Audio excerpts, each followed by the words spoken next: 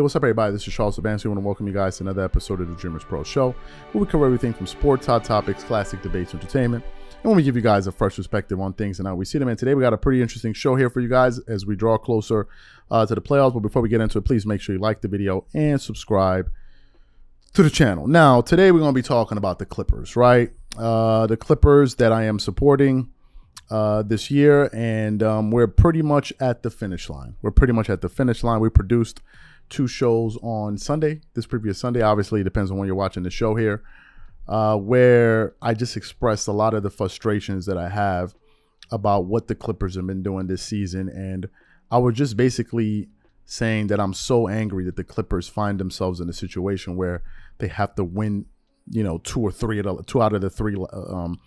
of the last 3 games that they have to play this season. I'm like, how do we end up in this position, right?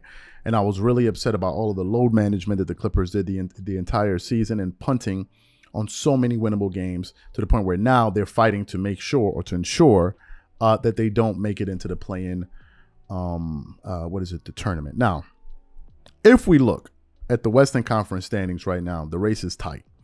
Right now, I'm just going to talk about the teams that are outside that don't have a probability of dropping out of the top 4 seeds. So of course you have the Nuggets, you have the Grizzlies, you have the Kings and the Suns at number 4. Let's look at the rest of them.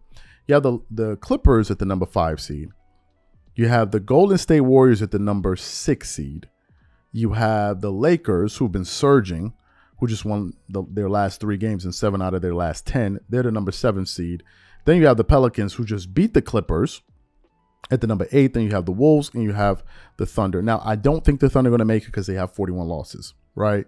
You have the Timberwolves. They had 40 losses. They could probably still – no, but the Thunder are the number 10 spot. But I don't see them making it into the playoffs. But then here are the teams that pose a threat to the Clippers. You have the Pelicans. You have the Lakers. You have the Warriors. And you have the Clippers. They all are tied for 38 losses in the loss column. The Clippers do have, they split the season, the tiebreaker with the Warriors, but I think they have the higher seed in the division. So if they finish with the same record, they get the higher seed. Now, the Clippers are going to be playing the Lakers on Wednesday. And tonight, the Lakers are playing another game, right? So if the Lakers drop tonight's game, it puts them in desperation mode where they have to beat the Clippers, and it takes a little bit of the stress off of the Clippers. Now, here's where my concerns arise with this team going into the last 3 games of the season. It goes back to the problem and the chronic issue with the Clippers, which is load management. If you look at the Clippers' schedule, they've been off now. I think today would make it their 3rd or 4th day, because the last game, their 3rd day, because they played on Sunday. No. The last game they played, I believe, was on Saturday or something like that, or on Sunday. No, Saturday. Anyway, they've had 3 days off. They're going to be playing the Lakers tomorrow, which is Wednesday. Get this. Then the Clippers are going to have Thursday and Friday off. So basically, they would have played about 1 game in about 6 days. The next game they play is on Saturday, which is April 8th. And the last game of the season is on Sunday, April 9th. Now, before I get into my concerns about this particular thing here, this video is brought to you by sponsor Aura, who's also the official sponsor of the Minnesota Timberwolves. Do you know what the fastest growing crime in America is today? It's identity theft. Imagine trying to log into your email only to see that your password has been changed. Then you start getting weird notifications from your bank and credit cards only to find out that all of your personal and sensitive information has been totally compromised. If you think it can happen to you and your family, just know that in 2020, over 49 million Americans were victims to identity theft, costing them a combined $56 billion. That is why we are excited to partner with Aura, who's a sponsor sponsor of this video. Aura is the #1 identity theft and financial fraud protection. Aura monitors the dark web and alerts you if any of your passwords and accounts have been breached. And funny enough, after using Aura, I discovered some of my credentials were floating around in the dark web, and the app showed me exactly when and where the breach happened. In addition, Aura allows you to set spending alerts, and they'll notify you of any suspicious transactions. Aura is 4 times faster than any of its competitors in alerting you if someone is trying to open a credit card or obtain a loan using your name. And remember this, every 14 seconds someone becomes a victim of identity fraud.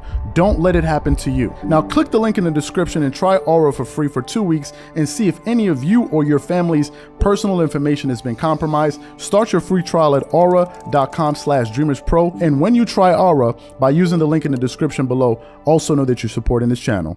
Thank you. Now let me tell you guys why I'm so concerned. I know for a fact Kawhi is going to play the game versus the Lakers. I know for a fact he's going to play the game against the Blazers, who have nothing to play for.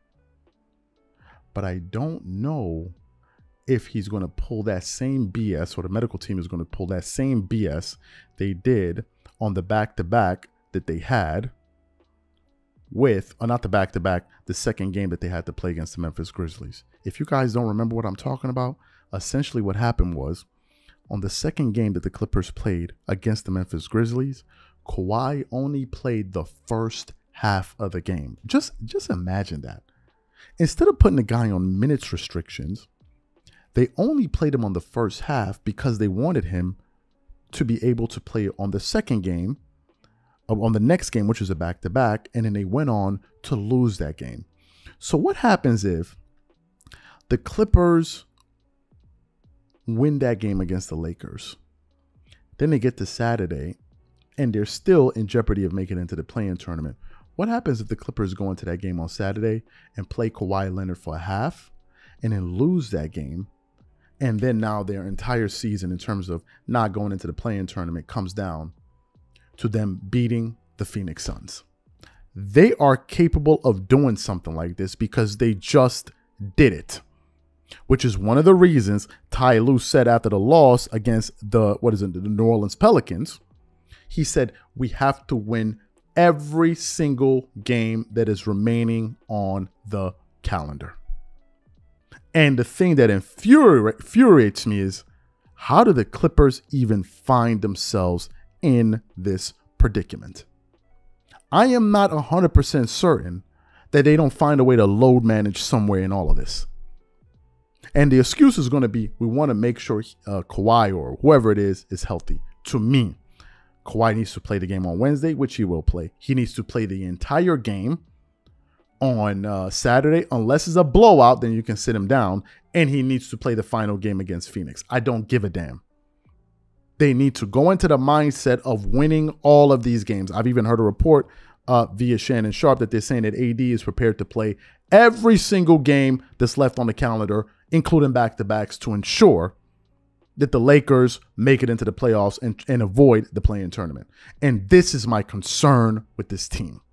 Are they going to do it to themselves again? The Clippers cannot afford to go beat the Lakers and then get happy and then say, oh, okay, now we can do this half load management.